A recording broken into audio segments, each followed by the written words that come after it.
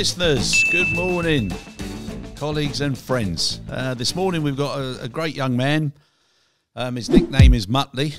We'll explain that a little bit later on. But he's the owner and managing partner of Skylight Aviation. He's had a very successful past, and he's got a great future ahead of him. And for those who are hearing a cough, he's got a bit of a cough, but he's a brave little soldier. And he's come soldiering on board, on. So he's got Soldiering a glass on. of water. Yeah, so lovely to have you on board, Steve. And, Thanks, Chris. Sorry to hear about the cough. Right, let's kick it off, Steve. Why did you agree to come on the podcast? Any time now. Entirely up to you, Steve. Come on, let's keep it going now. Sorry. Keep it going. Now, ladies and gentlemen, you know why we called him Muttley. Every time I've asked him a question already, he just cannot stop giggling. I don't know what's going on. I've got a baseball bat here just to give him a little bit of a warning shot every now and again. But he It won't be used. I'll continue. Right, you're with We're us good to now, go. yeah? We're good to go. Right. Back in the room. Look, apart from the promise of a pint or to piss you off for a while with my laughing at your questions. Look, I think the real reason, Chris, is to encourage more people into aviation and logistics and give youngsters an opportunity to understand a little bit more about our business that maybe they don't always hear. And I agree with you, Stephen. I've got a son in the business now, and I'm not sure whether I should feel responsible or I do feel responsible. But every time we have a chat and I talk to him, I say how are things going and stuff. I always feel as if I should be trying to encourage him to stick with it or to look at something differently. But I do feel that we don't do enough as an industry to to make things more.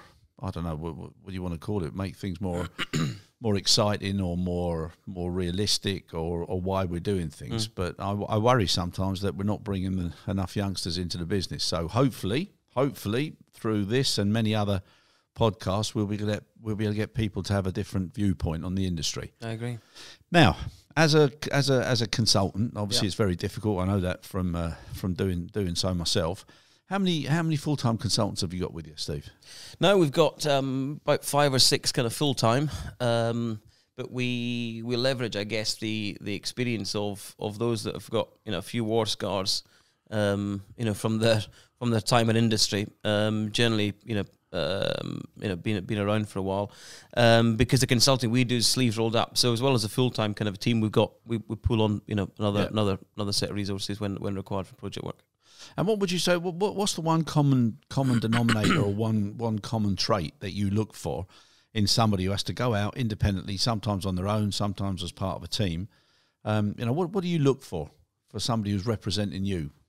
Well, I think the fact that they're employed by us or they're working for us and we're deploying them to a client, then their professional CV in terms of their resume and their skills is a given. I mean that shouldn't be in question. Otherwise, we wouldn't deploy them to the client.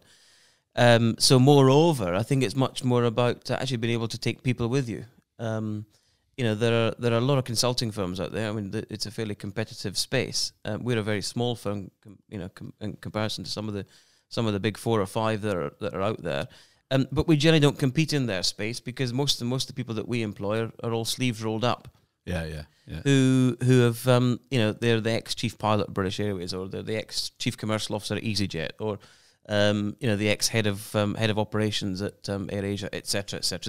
They've all done the job, and I think that creates a sense of differentiation between our sort of the larger consulting firms, and therefore to answer the question specifically, what do we look for? Actually, it's about sort of being able to share experiences, share the benefit of their time in industry with others, and ensuring that they can adapt that to the environment in which the client is operating in.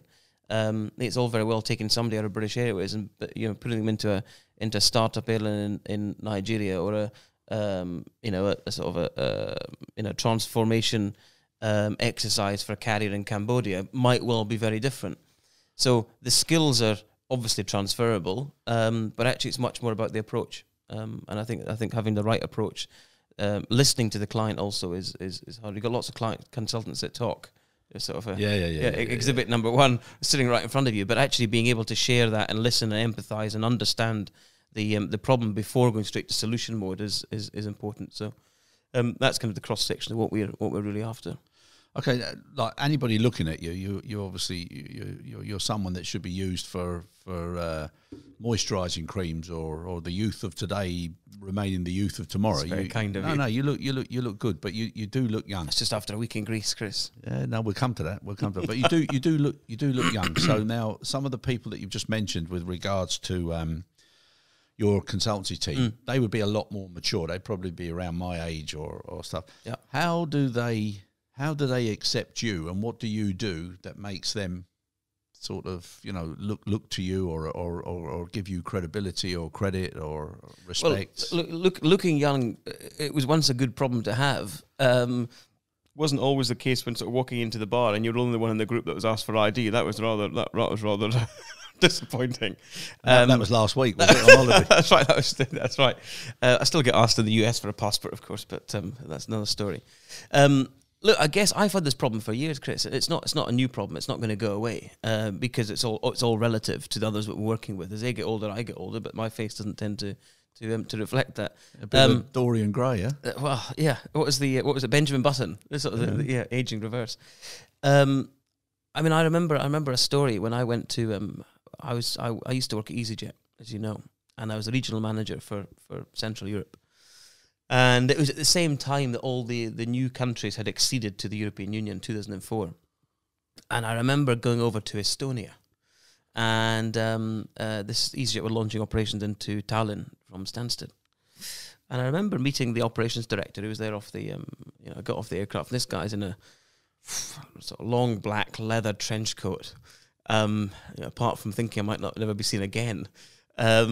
He was of an age that one might expect in that part of the world. And I remember walking up to him and said, "Oh, I'm Stephen Dickson." And he said, "No, you can't be Stephen Dickson. Where is Stephen Dickson?" I said, "Well, look, it's me." And I was 21 years old at that point. That seems like a hell of a long time ago. It's more than I care to remember. So for me, it was always about saying, "Well, look, this guy has a sort of meditated, expectation or view or I've been stereotyped because I look young." So actually, one has to therefore apply a little bit more effort, a little bit more application of getting the right outcomes and not just meeting their expectations, but going over and above that because there are these stereotypes that still exist in industry. I've been very fortunate to do a lot. At fairly young age, but there were a few people that sponsored me through that. But of course, you'll still find these old fuddy-duddies, grey-haired, balding individuals that have probably worked in the same role or same business for 30 or 40 years. But for me, the experience is largely irrelevant. You could have this 40 years of the same 1 year of experience. Yeah. It's about skills and aptitude, and so. My team, I guess, going back to the point, that was just sort of an anecdote around sort of reasoning. It was sort of saying, look, actually, if you apply yourself and you deliver and you kick out the ball in the back of the net, doesn't matter what age you are, who's managing who. My first boss, in Go, Kathleen, she works for us now, and she's a great figure in industry. She's fantastic, but now she's working with me, and actually I still learn an awful lot more from her every single day that we sort of talk, and so these things turn on its head. And I think just like, well, especially if you're related to sport, the better the players you have around you, the easier it is for you to play, and some people have problems with that, but I think you always employ better people. Yeah. Than oneself. No, exactly. Yeah. I remember I think it was the first time we met. And this being the year of the Rugby World Cup, I think it was in New Zealand, wasn't it? It was New Zealand. It was the it must have been 2011 World Cup, was it? Was it?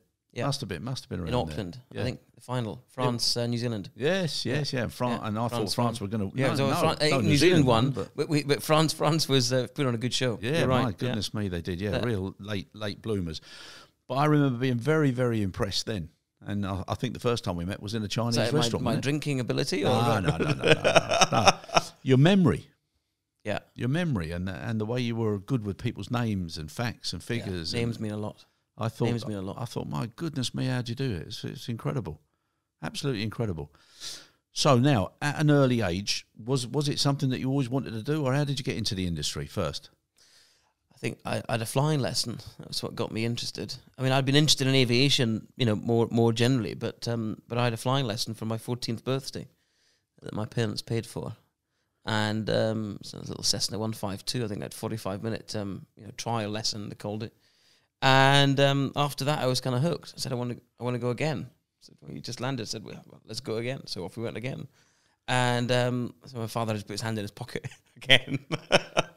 But look, that got me into aviation. That got me into flying. I completed my pilot's license, thinking that I wanted to fly. And actually, I very quickly kind of to fund my flying, I was working at Service Air, and I was a dispatcher. Yeah, which has to be the best job in the airport. Yeah, the best job in the airport. It was fantastic. And that was funding my flying training. So then I moved into commercial aviation and into airlines and moved to Stansted with Go, and that was in 1999. And so at what point did you sort of sit down and think to yourself, right, I've got a career, and I've got a good job, and like you said, dispatcher. I mean, it's the best thing in the world when you trim an aircraft and you see it go, and then you think, it's just such a watching the aircraft take off that you've dispatched. Yeah, it's a great feeling. Yeah. So when you thought to yourself, right, this is the career for me, I know what I'm doing. At what point and how did you decide to map your own destiny? And what did you do? Because if youngsters are listening now, or anybody who wants to give someone advice. Well, I think, look, one has to have a few advocates. There has to be a bit of advocacy from people in industry or outside of industry, but somebody that will support you, somebody that will fly the flag for you, somebody that will help you kind of reconcile some of your thoughts or just give you a bit of gentle encouragement or discouragement, dependent on the direction that one might be heading. That bat over there, gentle discouragement from me screwing it up again. So look, and those people can be. Sorry to interrupt you. Anybody that gets the chance to see any of these bloopers, you will see how many times. Yeah, it's a special release, limited edition. Exactly, yeah. Signed versions available for a small fee. No, look, I guess I had a couple of advocates from a young age. And I think, getting into business is helpful. Looking around you, looking who's around you, maybe not in your direct line of sight, maybe you're not your boss. I mean, it's very rare that your boss actually is an advocate in the sense that you might need somebody to give you kind of impartial, independent counsel. And, I found a couple of people that sort of supported me and,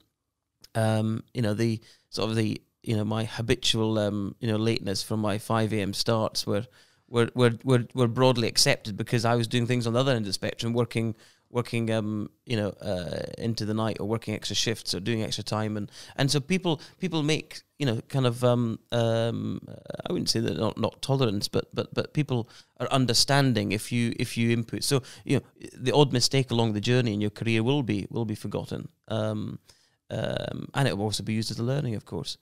But when I moved into Go, I found a couple of people there that were really, really supportive. One was the lady I mentioned, Kathleen.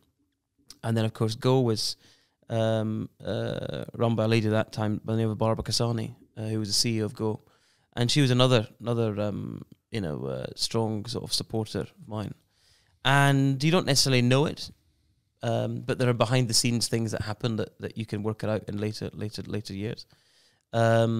And so I think finding somebody that you can not only aspire to be, but somebody who can give you a bit of encouragement, a bit of support, is always helpful. The other thing to do is actually try to come up with a bit of a plan. Life gives you nothing. What you earn in life, you've got to put in. There's no point sitting waiting for the phone to ring for the guy from the airport to give you a ring about a job. You need to be there knocking his door down every single day. You need to show a bit of interest. Life gives you what you invest in it, and if you invest some time, some effort, apply yourself, it doesn't sort of all singing and dancing and flying flags. You don't need to be the clown in the room, that everybody will see. But you sort of quietly apply yourself. I think that's kind of some of the advice at that stage in one's career when they're trying to look for jobs. And I think now, with the change in the education system here in the UK, Chris, with the sort of the NEETs, not in employment, education or training, there is much more required from a vocational side of the business that needs to support people that might not necessarily be suited to an academic. I'm certainly not an academic, but so vocational training and giving people opportunities and chances is what will give people enthusiasm about our industry. Yeah, no, I agree. And well, I'm going to try and use the right words here, but everybody talks about gender in business and who's doing what, and people try and distribute it fairly and whatever. I'm not getting into that. But it's really good that the two people that you said mentored you and work with you now from the beginning were ladies. And that's right. They're really, I mean, they're very professional. They're very well known. They've been very successful. And I think people shouldn't be given allowances because of what they are, who they are, or what sex they are. It's all down to how they perform and what they do. And I think, opportunities are there for everybody. I couldn't agree more. I mean, look, it has become a sensitive topic for whatever reason, but I think it's utterly contrived, all these quotas and it's madness. It's absolute madness. This is a meritocracy. It's the best person for the job. I mean, I interview people all the time for roles, either roles in my team or roles for my clients, mostly roles for my clients. And it's never once entered my head since I started out in my first sort of management role that I'd ever consider the sex of the person that I was interviewing. Yeah. Or the age. Or the age. Yeah, absolutely. I mean, it's never been a thing. And so, to make it a thing, actually, I think puts actually, it's a little bit more risky in terms of... because it takes you on the wrong path and for the wrong reasons. Yeah. And I've met people that are young who've got more sense than people that are old. I've met people that are older who've got more energy and more focus than youngsters. Yeah. I've worked with ladies, men, and no problem with any of them. And no. I just think sometimes people go over the top a little bit too much, and it's crazy. Now, another thing with mentors or coach, is there anybody else you'd like to mention? Because we're actually we're keeping like a hall of fame of people that get mentioned. Anybody else that influenced your career? Well, I think the move into the consulting world I did fairly early on. I left EasyJet in 2006. I was just about 24 years old at the time, 23, 24. And I went to join a company called Plane Consult, run by a guy called Conor McCarthy. Yeah. And Conor's a very well known in industry. He was instrumental in Ryanair's success, operations director at Ryanair, co-founder of AirAsia, co-founder of Jetstar. And so, Conor was somebody that again took a bit of a punt. I think the punt turned out all right. But he did because, in his business, again, it was older consultants that had been in the business for quite some time. So Conor was somebody else that flew my flag. And another chap named Bruce Buchanan, who was the CEO of Jetstar. Bruce gave me a very big job in Jetstar. I was the group head of operations in Jetstar. And I moved into that role about 12 months after joining Jetstar in Australia. And I created a new group operations, central operations team.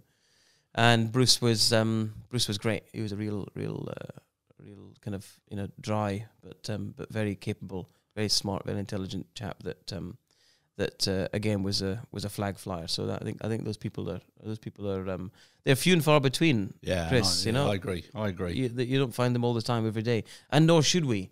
I don't think if everybody's flying your flag, then something is deeply wrong with the sort of the counsel or support that you need around you. But having one or two in sort of in decent proportion is helpful. Yeah, and I always say it's much better to work for a good manager than a great company, because they've generally got the confidence to do well for you and be pleased. Yeah, that's what happens, rather than protecting their own position. Exactly. And it's crazy. Yeah. Also, another topic now: people that you turn to for advice or in the consultancy business. I've always felt that anybody who says or thinks they've never made a mistake or they've never dealt with failure, okay, they're not the people that you turn to, and they're not the people that you want. So for me, I know it's a crazy thing to say, but the more mistakes people have made and the way they bounce back and the way they recover and what they do thereafter, they're the people that I always turn to for counsel, and they're the ones that I'm always confident will do a good job. Do you agree? Well, I wouldn't disagree. I think there's a fear in business about making mistakes. And what we call the I know you love an acronym, Chris. You love an acronym, but the MNM and the CYA, which is make no mistakes and cover your ass. Those are in evidence across business, across industry. All and most of it is because people are fearful of recrimination. They're fearful of being scolded or held to account. Well, actually, holding your feet to the fire and holding somebody to account isn't a bad thing. Yeah. But if you make no mistakes, in my view, you make nothing at all. Because business has been formed and businesses get better and transform because they screw up along the way. My business, Skylight Aviation, has been largely built on supporting clients with solution design or transformative sort of projects and you told me to turn my phone off. I did, and your phone's ringing over there, Chris. Look, I'll get scolded if my phone rang. That baseball bat needs to come over this side. 15, love. But look, I do think you're going to make a few mistakes. If you continually make the same mistake, I think that's a problem. But I've always got two golden rules, certainly within airline kind of operations, the airline or airport operations business. Two golden rules is don't kill anyone. Yeah. If you're making decisions that put people's lives at risk, or passengers or staff or employees, then that is a problem. So therefore culpability is enormous. But and the second thing is willful damage to property or aircraft, or damaging aircraft in our business is pretty serious stuff. Yeah. And that's also why just culture. The just culture is so important. So important to be able to put the hand up and say, look, I see something wrong here. Yeah. We do a lot of work for clients that you see only instant reports or accident reports. What we don't see are the near misses. And it's the near misses that allow us to build a trend and create. So look, I mean, within that context, therefore, the framework of which one has to operate, providing the sort of not on this spectrum, is pretty large. So I would encourage people to actually try something, and if it doesn't work, what's the worst that one does? We switch off and revert back to normal. I totally agree. And the other thing now with regard to safety, one of the things I find which I totally disagree with is when senior managers or CEOs, they've got an IOSA audit or they've got some other big audit, and they say to their own teams, I expect not to see any finding. I mean, I just think then the credibility of the audit team. Well, the credibility of the audit team is absolutely put at risk, and it creates a false sense of being within the business that we're all right. Yep. And then we're all right until the next audit comes along. Yep. And it's so dangerous. So dangerous, and actually something we've got to get a better handle of. I've been under the bonnet of many airlines and businesses in recent years, and I know if I went onto the ramp watch tunnel, I went into a warehouse, or I went into the office, or looked at training records, I would find dozens of issues. And so when you see the clean bill of health that comes from the audit team, it's a false economy because it creates a sense of security that does not exist. Yeah, and I also think that whilst audits are great, there's too many, and the quality of them is so different. It's just it just beggars belief sometimes. Yeah. But people should be pleased if any auditor finds something. Yes. Because if you find something, then you've got something to change, to do, to repair, etc. And people should be positive about it, not negative. So I totally agree with you there. Now, what gives you the biggest headache or frustration currently today? Yesterday's hangover was pretty rough, but we all know that. Look, I guess frustration is it's twofold. I guess one is sort of frustration in my own business, and managing time is a frustration that I it's difficult when you've got a very small, agile and mobile team, because we're a sort of core team of 5 or 6 people, offices in central London, but most of us are on the road. And so, we need to get better at communications, get better at bringing things together, better at sort of using the resources we've got, technology adoption, video conferencing and so on. But I'm still a bit of a traditionalist. I love a whiteboard. Love a whiteboard, flip charts. So I myself have to move on. Move a bit beyond that. But if you put a white flag, there's not one here today, Chris. But if you put one in front of me, it's difficult to move me away. I guess the frustration of the client, we sort of touched on it. We touched on it before on the other side of the table. So looking at the client side is saying, look, our industry is not perfect. It's far from perfect. And what has worked traditionally in markets for a long time either has sort of come to a natural end in terms of process or systems or commercial contracting or service levels. And there's a need to innovate further. And you sort of touched on IOSA there, but some of the practices that we get out of the steering groups that come from the industry bodies, I think is a frustration because it's not seeking best practice. Yeah, it doesn't implement best practice, and therefore when the client says, "Well, I've got an IOSA, I'm an IOSA or an ISAGO." Registration or certificate. It's just that. It's a certificate on the wall, and I think there's a much better way to go about it, which is to find a few of the key players in the industry, some people that have really challenged kind of convention and the norm, and bringing them together in a more robust way. And I know it's something you and I were speaking before about around competencies and practices and actually trying to define outcomes and a care culture. And a culture of care and respect, and from the customer side, developing much greater emphasis on the experience, because frankly, a lot of times, even the best will in the world, with some of the best airlines in the world or the best forwarders or whomever, the customer experience can still be pretty ropey, and I think therefore the frustration is that we need to move on. We need to look beyond the traditional industry bodies that generally are, I would say, controversial, but generally self-serving. Yeah. Even though for a genuine reason, but it's almost like the genuine approach is now diluted, and now it's allowing people to reach a platform and not have to do anything above it. That's right. Yeah, which is terrible.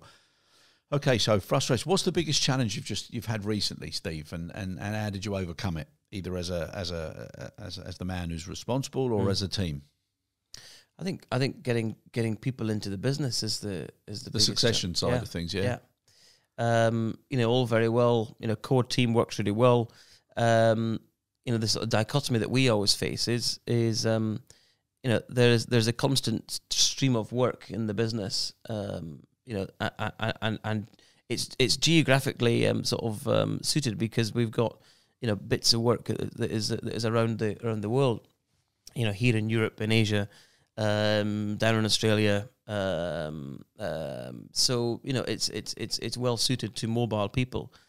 I guess the challenge is when you're on a small business like I do, is you get a call today, and the client is expecting something next week, or they want somebody. Can you pop down? So, well, look, I've got a great guy that's really expert at this. No, we want you, Stephen. Yeah.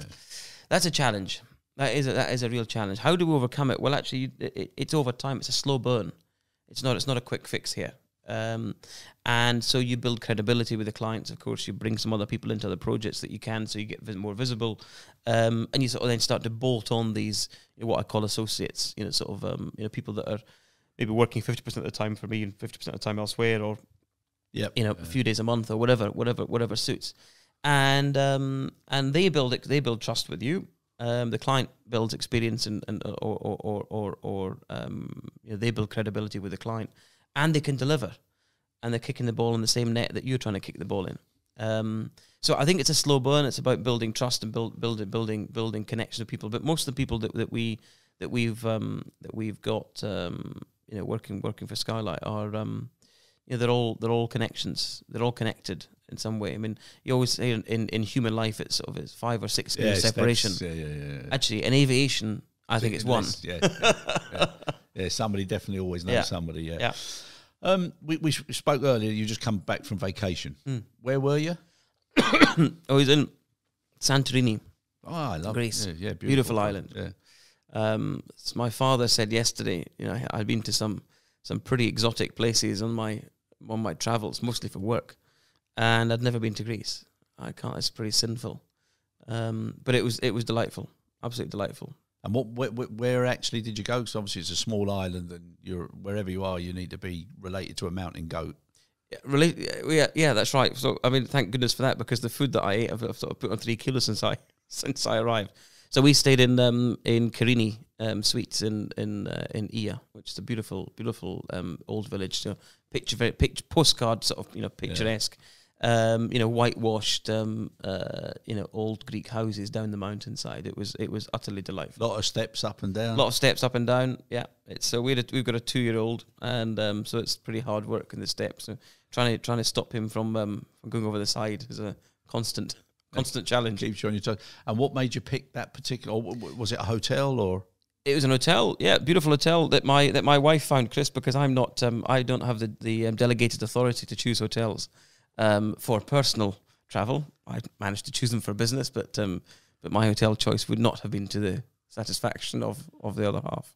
And where was it? What was the name of the place? Carini Suites. Carini Suites in Ia. Yeah. There's a plug. Yeah, and if you were to plug further, what would you say to people? What was the benefits of? I mean, it was delightful. It was honestly, I mean, it was to die for. The setting, the food, the staff in the hotel were some of the best we've ever met. They were second to none. I mean, service for me is really important. We do a lot of work with customer airlines on raising their game when it comes to customer experience, either in the cabin or on the ground. And so you see things, you spot things about people and their ability to look after the guest, and it really was second to none. I would highly recommend. Don't you think how refreshing that is? I know, because we're at the end of the day, we're in the customer service business industry. But why on earth can people not do what they expect others to do for them when they're on vacation or when they go to a shop or what? Well, that's what I just never understand it. Because you say to somebody and you say, now look, just look back at what you've done. Now, why did you do that? Because you wouldn't like that to happen to yourself, that's right. would you? Yeah. No, this is a problem in service. This is a big problem. I think actually one of the things I always look for if you're looking about let's take ground handling for example. Above wing, passenger handling staff, front of house staff. I would very rarely advocate to any client that they take people from other ground handlers. Actually, much better taking people from the hospitality trade. So we love to employ people that have worked maybe on the front desk in the Mandarin Oriental or in the sort of 5-star hotels, Hyatts and the like, because they come with a much better customer service mind.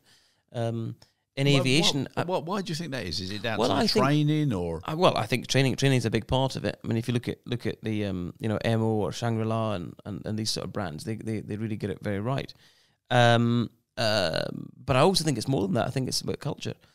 I think delivering a service in an hotel is more intimate than a passenger getting on an aircraft, and that's seen more as a transaction.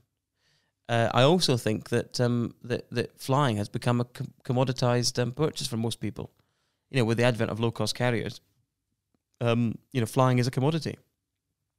Whereas staying in the Mandarin Oriental, Knightsbridge, I wouldn't sort of view that as a commodity for most people. Exactly. And therefore, I think the experience has to be something pretty decent. And so people are more motivated to want to do better in those kind of places, I think. And so back to where we were staying in Greece in Santorini, I think the staff there, when you've got a small hotel with 30 rooms, and the power of TripAdvisor these days, or other blogs are available, the power of social media I mean, well, look, we're recording a podcast now that hopefully somebody might listen to. Yeah. Yeah, let's hope so. But these are views that it's much easier to communicate with people when things go wrong. So I think getting it right is really important. No, I agree. And right, your offices are up in London. Yeah, Albert Embankment. Yeah, what's your favourite restaurant? Favourite restaurant? Well, I've got a couple actually.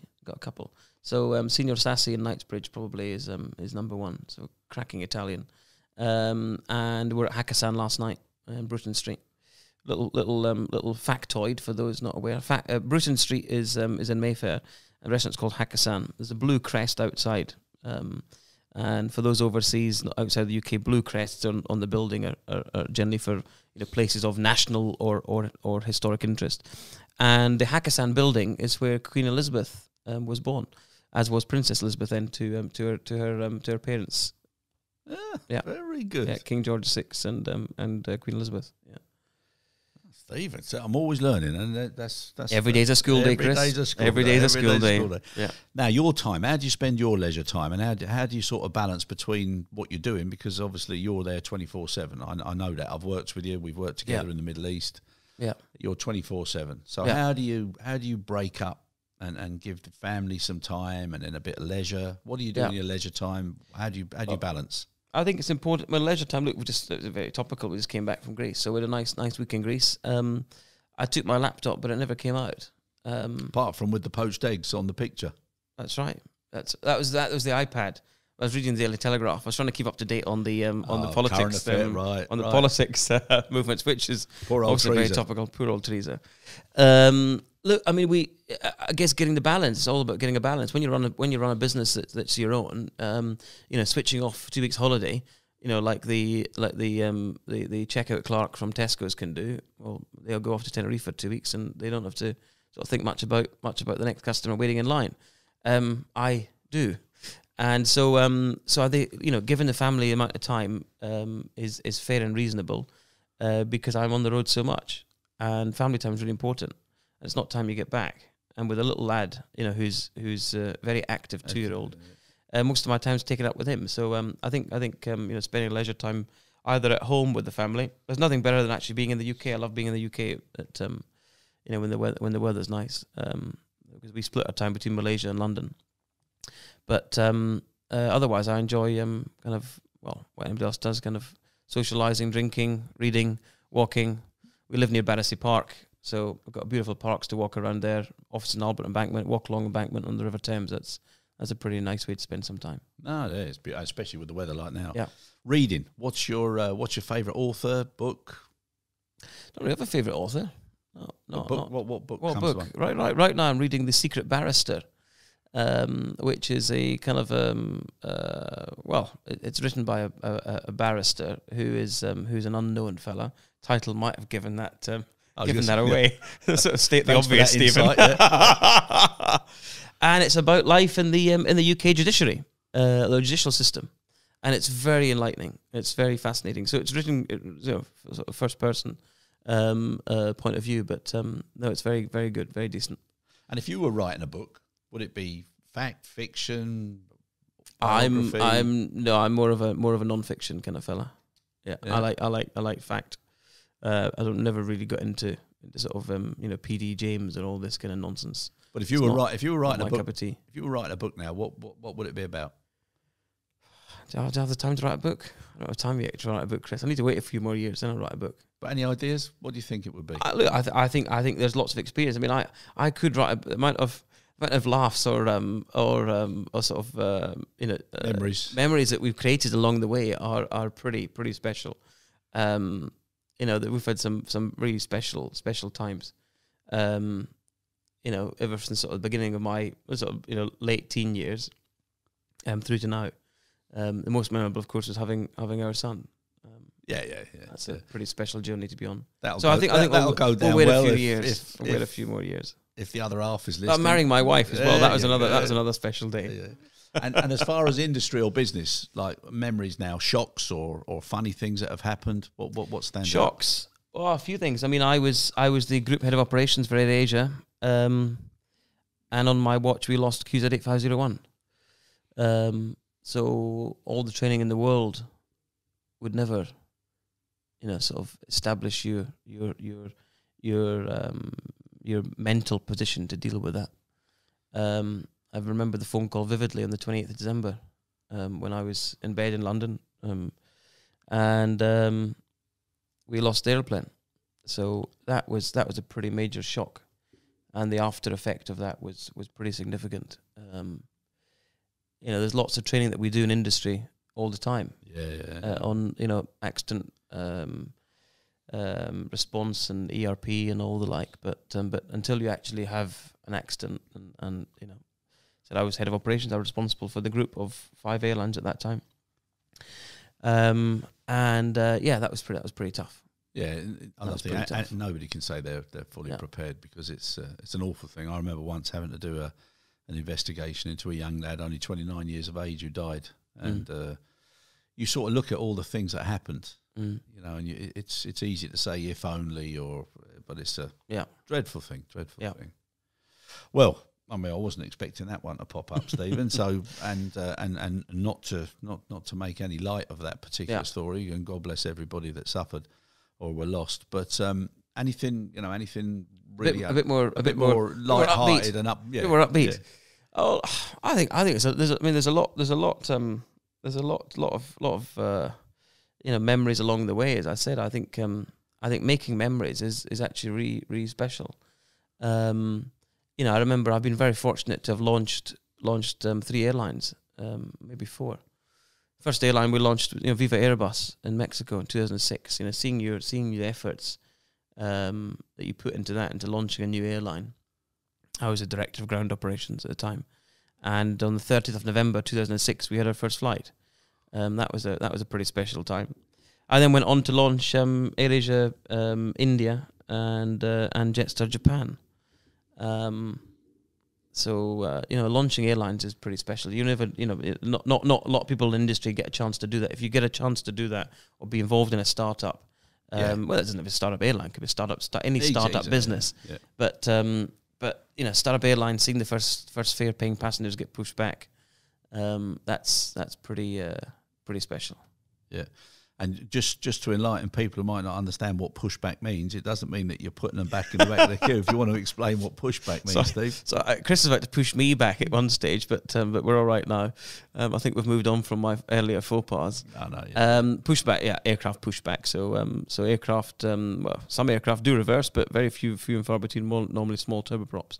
But aircraft generally don't reverse, and rather than use a few fellas sort of on the leading edge of the wing to push the aircraft back from its parking stand, we use a tug and bar and push it back. That's what I mean. Getting back to now making memories, right? So I mean, you've got a long way ahead. But how would you like to be remembered? How would you like people to remember you? Not sending me off. No. I'm talking about if you decided to leave the industry tomorrow. How would you like people to remember you? What would you like them to say about you, Stephen Dickson? Apart from the Muttley laugh. Right on cue. On cue. Look, I guess being remembered, for different things by different people. I guess. I don't think there's anyone. I mean, those startups that we did. I mean, I was just talking to a colleague the other day. He was employee number 3 in Jetstar Japan, and I employed the first 10 people in Jetstar Japan. That's brilliant, huh? And employee number 1 now is the COO. So I employed him as the head of the network management center, head of operations, and he's now the chief operating officer.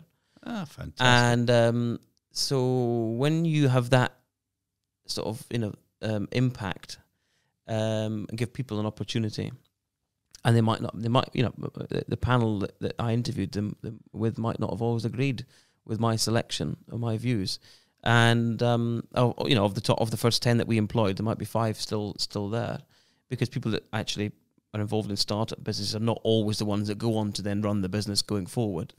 Often you find two different types of people, and there's no shame in that. There's no shame in using somebody to support startup. And then I don't mean using as in abusing.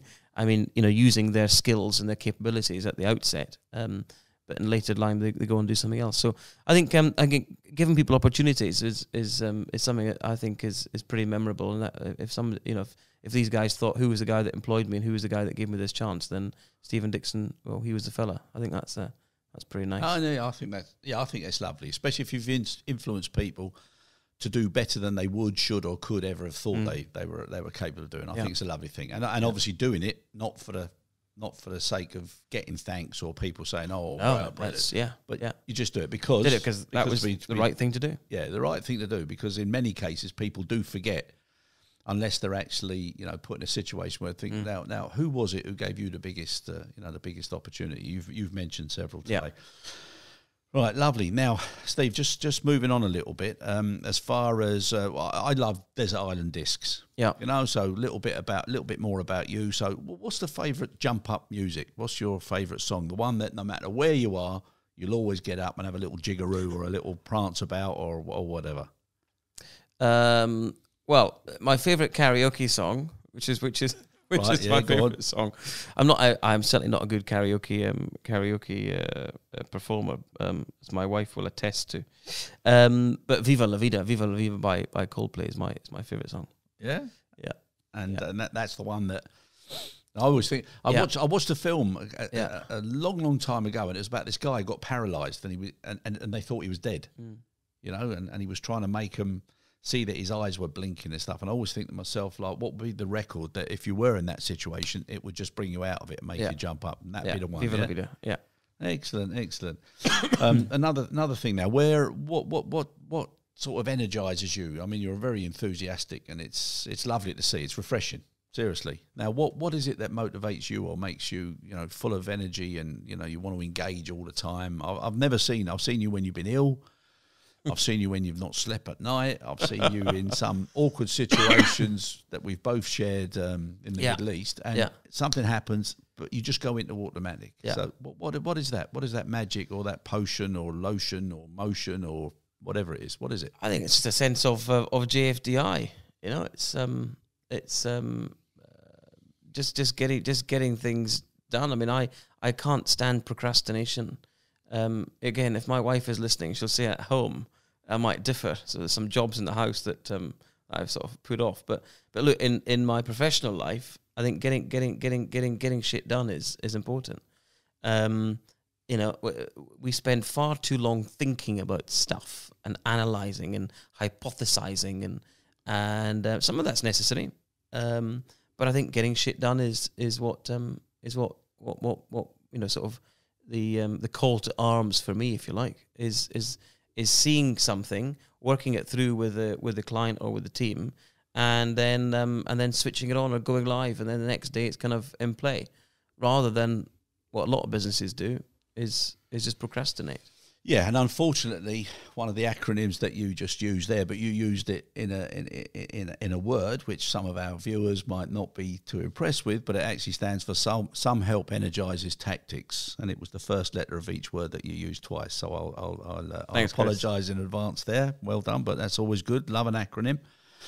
Now, as far as that's concerned, where do you see yourself in the next 5, 10, 15 years? I think, look, business is good. You know, we've been very, very fortunate. I think growing the team, working at what we want to go after and what we don't want to go after is important.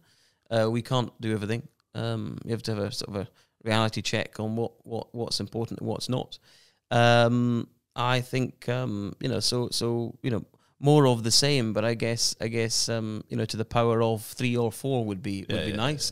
Yeah. So yeah, a bit of you know, broadening the team. You know, we are busy, and as my chief of staff likes to remind me, her job is to make Stephen efficient. So another good lady, huh? Another good lady, yeah.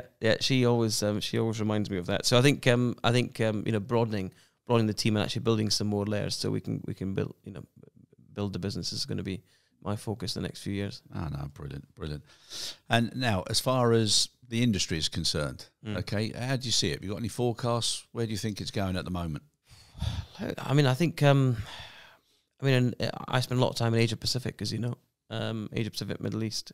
India, that's kind of my stomping ground, if you like. I think we're seeing some markets soften. We've seen the fuel price kind of generally stabilise. Yeah. It's not a bad thing. We've seen a disaster from Boeing and their response to the MAX crisis. That's not helping anybody. It's going to run into billions of dollars in losses, or compensation for the carriers. Saw the photograph the other day at Renton with them all parked up outside. I mean, it just looks hideous. Terrible, isn't it? Yeah. Absolute debacle. Yeah. And they've handled that. You talk about sort of businesses that are doing well and on message and on point and understand the customer, understand the regulator. Yeah. Boeing have absolutely screwed this one up big time.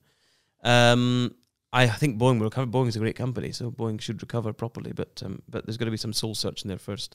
But why they allowed this to happen and why they didn't correct it when they knew of the issues. So I think that is impacting industry. I think if you look at the order books, it's a problem. It's helping Airbus for sure. Yeah. We've got the Paris Air Show next month in a couple of weeks' time. So that'll be interesting to see what orders are placed there, and then we'll sort of see what happens more broadly. But look, I think business is good. I think management of as revenue softens in some markets. We've seen softening of revenue in Australia. We've seen softening of revenue in Southeast Asia. I think there has to be a more broader lens applied to unit costs and efficiency and productivity. I don't think that we've really got that laser focus in industry yet. I think that there might be some further consolidation, whether it be in handlers or airline space. I think definitely in the handlers. Yeah. I'd like to see some better standards. Yes, indeedy. Yeah, standards would or be existing standards. Existing standards being complied. Yeah, yeah, conformance and compliance. Exactly. Absolutely. Yeah. So I think that's helpful. I think there needs to be a bit of a kick at the backside of airlines and handlers, but handlers especially in terms of a better focus in that regard. And what do you think now? I mean, obviously pricing. Everybody, it doesn't matter. I don't care what anybody says, and I feel sorry for people sometimes. They're giving a great service and they lose out because somebody else is just cheap. Yeah, I think. The advent of procurement departments has screwed this one up, because airlines and business they love to follow a process, and so there's governance. So we can say we tick the box. Here's the 20 point procurement process that one must follow. And it puts a fear element into it puts a fear into managers. But look, the business no longer has the casting vote. Yeah. Procurement has the casting vote because it's about unit cost or unit price or total cost of ownership, and I think that's wrong. And I think I've got a couple of clients. We sort of have these discussions about actually not going for the cheapest. Yeah, you want to see the amount of evidence that's required to present to the procurement board or the procurement committee or whatever if we don't go for the cheapest. Exactly. And it's an inordinate amount of administration and bureaucracy that is just bullshit. But also how they actually define the cheapest overall and not just the cheapest of that particular element of service. Well, that's right. I mean, it's like buying a second-hand car. That sort of, you can see the doors sort of hanging off, and you can see it's not an MOT for the last 10 years. And yeah, she'll be right, mate. Yeah, don't worry, she'll be good. And you drive out the garage, and you paid £1,000 for the car, and it's cost you £800 for a new engine now. Yeah, well, rather than buy the £2,000 one that was sitting next to it. Yeah. So I think there's more needs to be done to get the balance right. There has to be a process. There has to be governance, of course, but I think there has to be a more legitimate voice that the business has over simple bad cost practice, because you see what it did to UK ground handling 10 years ago. You see what it did only 5 years ago actually in the UK recently, but you've seen a number of handlers disappear because they just go after volume. Volume game. I agree. Yeah, no, it's crazy, and it should be cost plus. It's a false economy. Yeah, they should be more aware. Well, touch wood. Hopefully, things will improve, but I think we've got a tough year ahead of us. But then, whenever you have a tough year, things change and things always improve. a tough year, Chris. Yeah. always a tough year. Talking about tough years, poor old Theresa May, and I know that you're quite a politician yourself, and who knows, maybe that's something that you'll go into in years to come. But I mean, as far as a team is concerned, and people to support you, and who to surround you, and how people respond to you when the going gets tough, I think she's made lots of mistakes. Yeah, and she didn't listen when she should have done, and she's persisted when she should have probably changed a little bit. But my goodness me, I take my hat off to her, and seeing her doing her farewell. I mean, it was really from the heart, and it's a terrible thing. Yeah. I just feel so terrible for her. I do. I mean. She is the. I mean, it's as the speech which she made on last week, which this is going out a few weeks later, but her resignation speech was heartfelt, and she showed more emotion in that speech than I have seen her show in her entire premiership. Yes. And I just wonder, the vicar's daughter with the stiff upper lip that can't sort of show emotion. There's nothing wrong with showing a bit of emotion. I mean, I actually, the end of the last 30 seconds in her speech, I had a tear in my eye. Not because I was in love with the Prime Minister or in love, with her policies or the way she went about handling the Brexit negotiation and the withdrawal agreement bill. But actually, she's human. And people shouldn't be demonised for showing a bit of emotion. Yeah. And if you looked at the front pages of the newspapers, you'd think that was a bad thing. I know, it's just... And I do think, Chris, that if that were a bloke, if that was a chap in her position, I don't think it would have got to that. I think women, we spoke about it earlier, but I do think, Britain's second female Prime Minister, I think there's something quite special about that. Yeah. It shouldn't be special in years to come because it should be the best person for the job. Exactly. But I do think that there is much higher focus and emphasis from mostly middle-aged men in grey suits around her that if it was a man in the job, he wouldn't have experienced. And history's repeated itself a little bit. The backstabbing. 1990. Poor old Margaret Maggie, Thatcher. I thought she was fantastic. Yeah. What a woman. I wonder if only Maggie was here now, Chris. Yeah, no, but it's terrible. I think it's just awful the way it goes. And now everybody who jumps in now and wants to put their hat in the politics ring, is a divisive business. The trouble with most politicians is because they tend to be career politicians. They're generally in it for themselves. Yeah. And when the governments have historically tried to do things like bring in, trade envoys or ministers from outside of the elected members of Parliament, as Cameron did and Blair did, they're then criticised for creating, or ennobling barons and ladies, baronesses. So they can take a seat in government because that's the only mechanism of a minister, obviously. So they become lord or lady or lord, baron or baroness.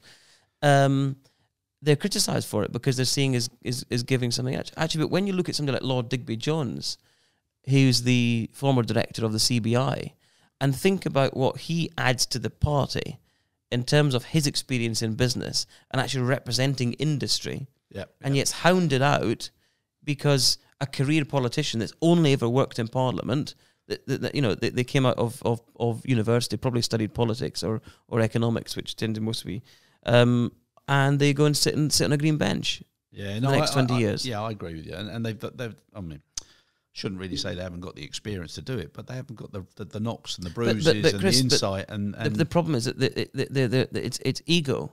And something that we should think about more broadly in business, not just in politics, but the egoists never generally win out. No, but they disrupt so much for so long in companies where other senior management haven't got the capability or the balls, overpower it, overcome or the balls it. to stop it. Yeah, and that's got. You mentioned that right at the end of this one. I could go into good. That with some people. I can see that you're starting to get excited there. Well, I thought you were asking for my what I put at Ladbrokes, the next Prime Minister. We might have a Prime Minister by the time this goes out, of course. But possibly. Who do you think?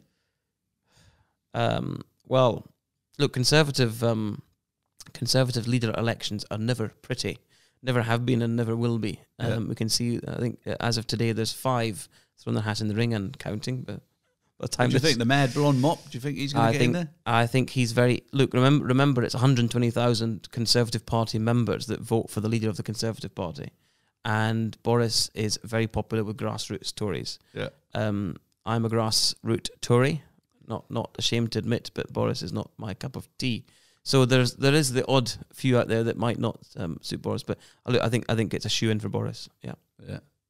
That will change that will change everything. So let's see if you're right. You mentioned Cameron, and our business. There's so much about risk and mitigation. We wouldn't be in this bloody mess if it wasn't for Cameron. It's gonna say what on earth.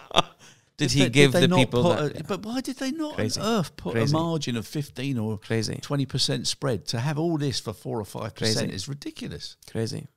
Madness. So that's a lesson learned. And where's Cameron? I haven't seen seen him since. No, he's been very quiet, isn't he? Very quiet. He's writing a book, apparently. He is, yeah? Yeah. And if he's available, Due out in and September, if he David would love Cameron, to come on this contact Chris Notter. podcast, get yourself in here. Yeah, definitely keep the baseball bat for that That's one. right. Yeah, my God. Steve, listen, been an absolute pleasure. As always, Chris. You're a diamond, you're a lovely fella, and if you were writing a book and you needed a title, I think the title should be Never Too Young. Never Too Young. Okay, and I think I've got you're it. an inspiration for anybody out there who wants to get into the business, make a difference, and do things that people will always remember. So thanks, Chris. It's really very kind. Appreciate it.